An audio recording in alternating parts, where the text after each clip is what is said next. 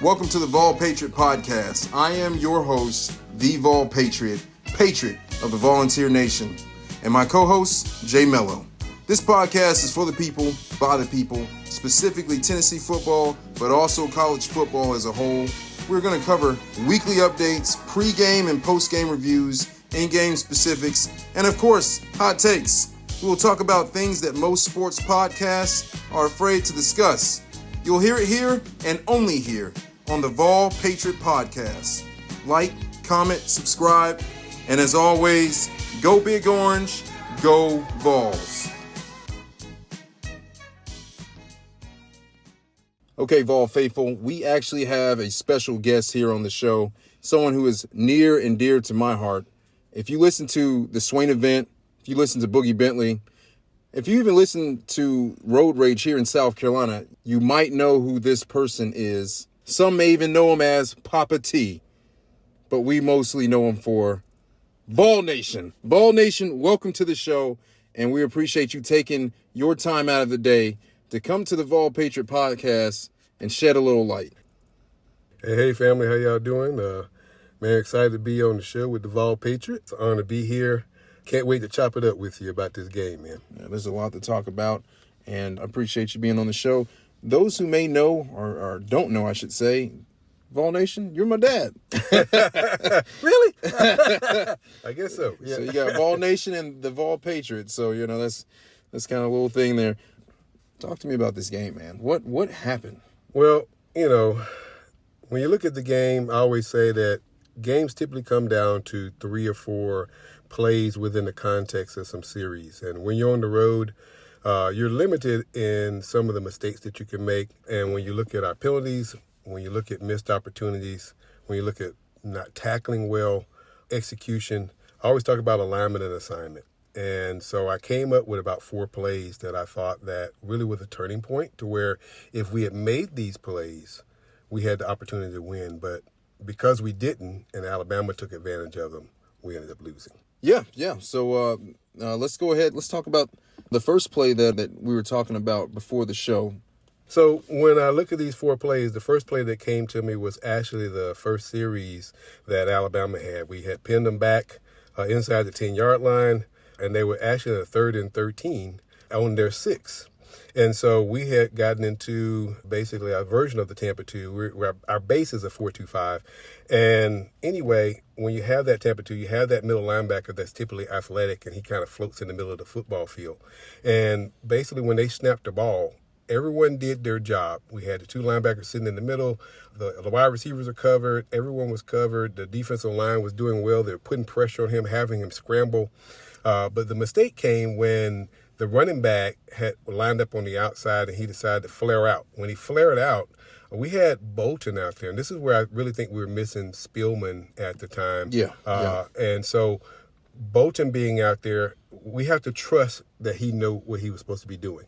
And I don't think Carter trusted him, because when the running back flared out, instead of allowing Bolton to flare out and pick him up, him and Carter went immediately to the flat to cover him, and that left the middle of the field open, and that's where the back end tight end just kind of floated into the middle, right where Carter would have been, and that's why he was so wide open. Then the back end had to scramble and try to bring the tackle. So instead of being able to get off the field on 3rd down, we ended up allowing them to pick up 18, and of course that drive ended at a touchdown, versus us being able to stop them and then us potentially getting that ball back. And I believe that we would have scored on that next opportunity. That was such a huge missed opportunity for us, because I believe, as what you were saying, had Arion Carter sat in the coverage he was supposed to sit, right, and trusting his teammates. What we say, everyone needs to do, just do your job. Do your job. Just do your job, and trust your teammates. And you're the leader at that, right? If he sits where he's supposed to sit, right, I believe our defensive ends, our tackles corral and either get to Ty Simpson and get that safety, or Arion Carter sits there and Ty Simpson, feeling the pressure, just throws the ball thinking maybe there's a guy open, maybe not, maybe he holds it. We could have gotten a takeaway, a deflection, whatever the case. And I believe you're right. I think that changes the game, where our offense is going with more confidence, realizing we have an opportunity to go up in this game 7-0, I think, at the time. Yeah, because, at that moment you think, All right, we stop them on that third down. They're punting from inside their 10-yard line, 15-yard line. And you flip the field position. We flip the field position. Now we're on the plus end. Yeah. And, we're playing with a shortened field. We're playing on their side of the football field. And I believe our offense would have been able to come right back in and score. And once again, it's about, for us, the more plays that we have, the more time that we're accumulating those plays, the more we got that defense on the field, the tighter they're going to be. Yeah. And you start seeing that. And we can talk about that later on in the third quarter and fourth quarter when you saw Bishop start going off. That was the result of almost 70 plays, and he's breaking tackles. Why? Because they were tired. A lot of people didn't believe in Deshaun Bishop prior to this season. They didn't feel like we had enough quality running backs, and Star Thomas would really be our big back. But Deshaun Bishop has set the precedent of what our running back room looks like as the leader, as the alpha out there. I mean, this guy's taken over the game, and we really should have been able to ride him through this game to a victory. True, but one of the other things that is just a side note is, for some reason, the first half, our offensive line played poorly. And this is where Joy felt a lot of more pressure. He was getting sacked. The holes weren't there for the running backs. It was a lot going on there, and it really disrupted our offense because they weren't able to pass protect the way they had been in all the previous games. And that's just a side note. And they obviously fixed that the second half. They played a lot better the second half, but it did limit us a lot in the first half. Yeah, I totally agree. All right, so, I mentioned earlier that there was 4 plays, and this is the second play that, to me, was a significant turnaround before going into the half. Here we are down, I believe it was, at the time, 16-7, and we drove down the field. And here we are on the 2-yard line, and we couldn't quite punch it in. Once again, the offensive line just wasn't coming off like they normally was, and Bishop just couldn't get in there. So we said, okay, hey, we've got to throw this football because of the time that was on the clock. And with that knowledge of knowing that you had to throw the football, I know a lot of people sat back and looked at Joey having to throw it to the tight end in the flat being a bad play. I don't think it was a bad play. I looked at as the placement of the ball. Yeah. And where the ball was going as being not wise. Because they had lined up in the cover 0, they had an extra person, and the safety was literally sitting in the passing lane right there, which is why he was able to jump the route so easily, because the pass had to be almost perfect and had to be out maybe even a little quicker to the tight end for him to catch it and then turn his shoulders up and score. It would have been a lot easier because the pocket actually was clean. You go back and look at that play, the pocket was clean. He had time really to pump fake, step up in the pocket, and throw it in the back of the end zone in that corner right there and drop it in a position where only the tight end would have been able to get it. So Kisselman could have run the same play, and then with that pump fake, planted his foot in the ground, turned up field, and that ball would have been right there, and it would have been a touchdown. He would have it's just ball placement. It's thinking about, hey, where the defense is playing and how hard they're playing up, because they know that you got to get the ball out quickly. They know that, hey, if I play this passing lane, I have a shot. And with a pump fake, of course, taking one step would have allowed him to take 3 or 4 steps, and he would have been open in the back corner and have been a touchdown. So that was a huge play because it went from us potentially being 14-16 versus being down now 23-7. That was a big turnaround. So even if we didn't score on that one, just being down 16-7 at halftime would have been fine. Or if we cooked the field goal and being, 10-16, either one of those would have been fine. But that pick 6 really flipped the game and really put us in a hole. And not that we couldn't come out of it, but it just made it more difficult going into the second half. Yeah, being down 23-7 on the road against Alabama. Look, they're not a bad team. You can't do that, especially if you expect to win in a game like this. That was just such a huge momentum flip. It was, and it's a gut check for us as we go into the locker room to really look in the mirror and say, who are we? Are we Tennessee? Regardless of the score, can we go out there and compete at a high level? Do we have an opportunity to win? Yes. We just have to go out there, we make some adjustments, and go out there and compete at a high level and turn this game around, which I believe that we could. It's just unfortunately we didn't. Yeah, we definitely had the opportunity. Let's talk about that third quarter. Yeah, when you look at the third quarter, it was great seeing that we did make some halftime adjustments. The defense came out inspired. We got off the field, and got the ball back to our offense. Our offense went out there, drove down the field and scored. So being able to get those points on the board and kind of swinging the momentum back to us was good. Our defense continued to play at a high level. But the thing about it is, this goes back to one of the issues that I had, unfortunately, for this game was the missed tackles and missed opportunities. And one big one happened in the third quarter where it was like 3:23 left in the third quarter, and Alabama decided to do a toss-back play to, I believe, Bernard is his name, number 5. Yeah. And I believe he's going to try to toss it down the field, but we covered everything downfield. And then number 42 came down, and number 6 was there. And also Ross, 29, were all in the area to go make the play on Bernard. And somehow, like I don't know, like a grasshopper, he slides through those two guys. And for some reason, 29, instead of coming and helping out with the play, he froze. I don't know what he was thinking. I always was taught to everybody needs to flock to the football. But he froze and was waiting on something for some reason. And next thing you know, Bernard slides through, and now he's out of the play, and he can't get there. And everybody's diving at his feet, and he's just running. Really looked like for his life, but he makes it through. and guys are falling all over the place and missed tackles, and he ends up running for 17 yards. So really, 17 and 15, what is that? My math is that's 32 yards almost, I believe that is.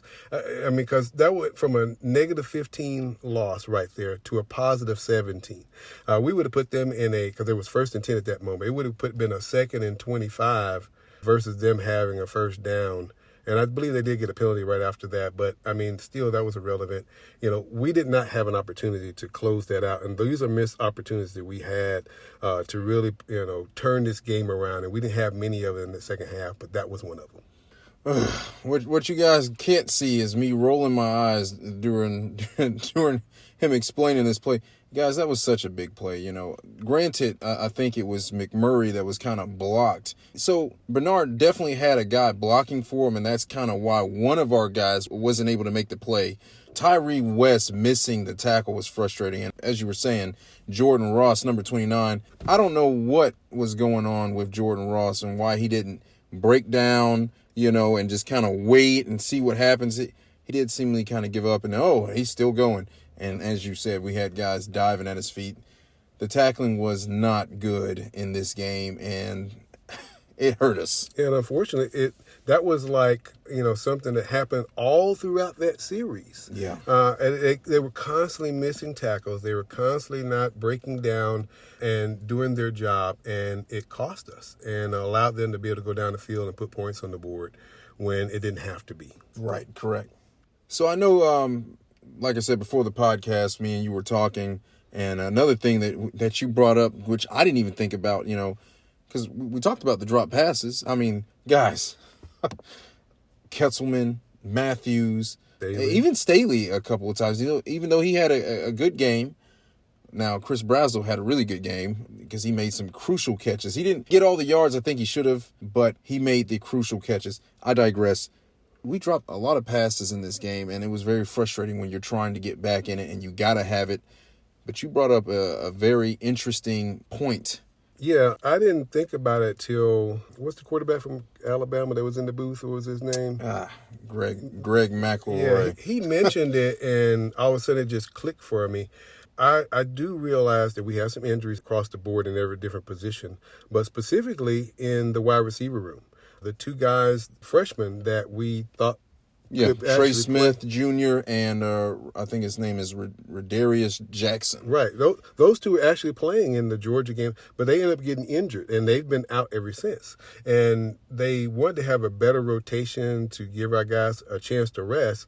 But unfortunately, we've consistently had to have Staley, Brazel, and Matthews out there. Not to mention that Kisselman, not having Davis out there as well, because he's been injured, and only two freshmen behind him, they're limited in their play just because of all the things the tight end does for this offense. So that means that these four guys, when I said earlier that, hey, we had 60 plays, I think, by the third quarter, and the defense should be getting tired. Well, that also means that these four receivers, including the tight end, also have been out there for 60 plays. And so I know when I get tired on my job, there's mistakes could happen. You know what I'm saying? Yeah. And so being out there, these guys are out there trying to make plays, and I thought maybe they were tired when they were putting their hands up, and these routine catches weren't so routine anymore. And some of the miscues that I began to say could have been because of fatigue. Yeah. I looked at that and I thought that was a big factor of not having that depth at wide receiver and having these receivers have to go out there and play every snap. And they're just not running little out routes or whatever. They're running the route tree, and they're out there blocking, and they're doing everything they're supposed to do because everything matters when it comes to this offense. And they're out there trying to do it at 100% for 60 plays. They're going to get tired. For guys, if when you think about, okay, you get a break every so often and whatnot, sometimes you're not even getting the pass. What's the big deal? When adrenaline's going and you're in a big environment like this and everything's on the line, everything matters. You're using more energy, not just physically, but mentally. Guys, that's a long time, 4 quarters for only 4 guys to really be out there expected to make every catch in big, crucial moments. And mind you, all right, we hadn't even really gotten on the refs yet. They were held the entire game. Yeah, the entire game. This is true. I mean, it was jersey being pulled, but after what is this, game 7? I guess now. Yeah, we get used to it. We get used to it. We're frustrated as fans, So I'm sure that the receivers are frustrated, but then you're taught to have to play through it, and I can't even blame the referees necessarily for all the things that happened on that field. We did not take advantage of some opportunities. We had a lot of opportunities to win this football game, and we did not take advantage of those opportunities.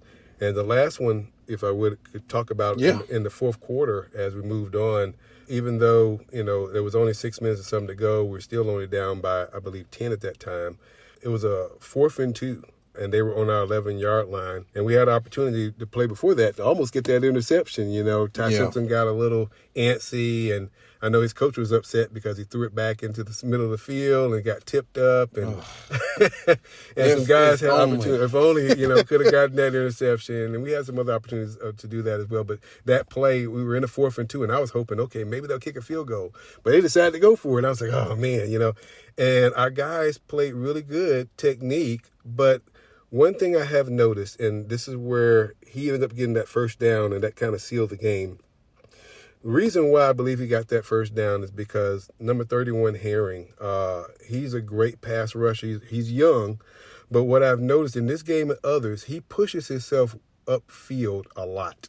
And if you look at 42 on the other side, when he pass rushes with leverage and under control, where he had leverage on the guy and he was peeking inside just in case Ty Simpson decided to shoot that gap. He could release off of his man and then still be able to make the play.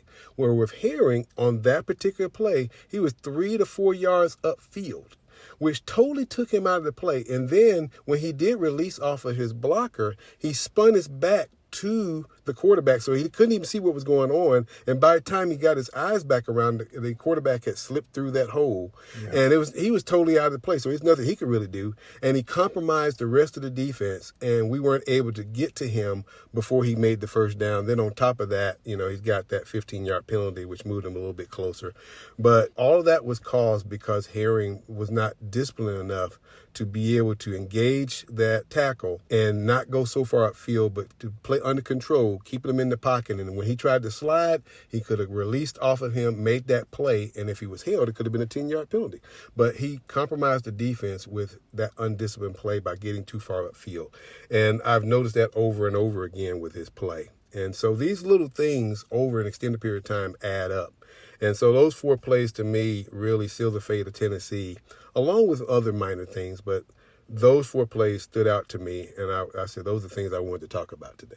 I definitely appreciate you bringing those things up. Those were some key moments in this game. And guys, that's not even all of them. I mean, we had Spillman. He had an opportunity to get a pick 6. Yep, hit him in his hands. Hit him right in his hands, like what we were just saying when Ty Simpson threw the ball towards the middle of the field, and our defensive line was right there. And had they been just a little more athletic, they could have made the pick there. The list goes on, guys. We had an opportunity in a game that coming out of half, we're down 23-7. We had an opportunity to make this a game and possibly go out and shock the world and win this game. But we just did not execute. And ultimately, when you don't execute, when you make poor mental errors, you drop passes, you can't win on the road against a team like Alabama. It's practically impossible. That's true. And, shout out to Joey Aguilar. I don't know about you, but I was watching him play through pain. He got hit on that run that he did to the left side of the field, and he got knocked out of bounds trying to get to the end zone. And from that point forward, they were trying to massage his neck and loosen him up and things of that nature. He still went 28 of 44, 268 for one touchdown, and he had one INT. But he played through pain, and he was playing tough, and, he got sacked, and, he did everything that he could do. He put the ball where it needed to be for most of these receivers, for playmakers to make plays. Brazo, I was seeing him go up and high point the ball and grab it out of the air. I wished, there were a few more opportunities for Staley. There were a few more opportunities for Matthews. Even Kisselman, hitting him dead and his hands coming across the middle field. We've got to make these plays. We got to squeeze the rock. I know we're tired. I know things happen. But if we want to be a championship program, if we want to be able to go to the playoffs and do something special, we've got to overcome some of these inconsistencies. And I just want to, like I said, give a shout out to Joey. I think he did great playing through pain. Most of the guys were out there playing a lot of snaps. And the goal is still in front of us. We've got 2 losses, but I look at the rest of the field that we're playing. Oklahoma, we got Vanderbilt, who's looking really good right now. You've got Florida that looks a lot better, And Kentucky, I don't know what to think about Kentucky because they played Texas and almost beat Texas, but I don't know about Texas. I don't know what to say about them. Jay Mello and I, we've covered the Texas debacle for a minute. But, we have an opportunity where we still have a shot to win out. And so we can end up being 10-2 in a season, which still could put us in the playoff picture. In a season where we lost our number 1 starting quarterback in the middle of the summertime or whatever it was, and then we ended up with Joey, a month and a half, 2 months before the season. And to think that we could be 9-3 or 10-2, definitely going to a bowl, but having an opportunity to still get to the playoffs with this team is still an accomplishment. That's a Josh Heupel thing. And I can't wait to see what the rest of the season has to bring. And as we go into the off season, these recruits that we're bringing in, we've got some dudes that are coming in to help out. And so I'm just excited about the program, excited about being with you, man, and watching you as a Vol Patriot, taking off and doing your thing on the radio, doing things here for YouTube and eventually Twitter and all that, man. It's exciting to see my son taking this to another level. I've got a chance to talk on many platforms, but he's creating his own. So very proud of you, man, and excited to see you doing this. And Jay Mello is doing her thing. That's awesome. You guys are a great team, even though she's a Florida Gator. That part. It's all good. It's all good, But, hey, it's all love, man. Appreciate your time today, man. Vol Nation, thank you. And Dad, for being on this. Wouldn't be where I am without you being right there in my corner. And the things I know, you taught me. You taught me the importance of film study. You taught me positions and so on. So everything that I'm doing is just a reflection of that. So thank you. And thank you for giving me the time today to kind of help me walk through this unfortunate loss. Guys, I hate losing, and I was extremely upset last night that we lost this game, mostly how we lost this game. The idea that Joey Aguilar isn't a good quarterback or, whatever the case, I still think Joey Aguilar is better than Ty Simpson. Ty Simpson didn't do much to me to make me feel like he was just that much better or even better than Joey Aguilar. Joey Aguilar played through pain. Joey Aguilar played through poor offensive play across the board, and they got it corrected and played much better in the second half. Ty Simpson, he got shut down in the second half. If it wasn't for Ryan Williams and, quite frankly, his guys just making plays, unbelievable catches, he wouldn't have the yards he had. And he definitely wouldn't look as good as he did. So still believe Ty Simpson is right where he is, behind Joey Aguilar. But he's got the win, and Tennessee's just going to have to win out and see what happens. But Vol Nation, thank you for being on this show. Thank you for your insight, because much needed. Yes, sir. Enjoyed it. Hey, appreciate your family. Y'all take it light. Vol faithful, thank you for tuning in and listening to the Vol Patriot Podcast. We appreciate your continued support. I hope you enjoyed our special guest, Papa T, a.k.a. Vol Nation, and the breakdown of this past weekend. Don't forget to like, comment, and subscribe. And as always, Go Big Orange, go Vols.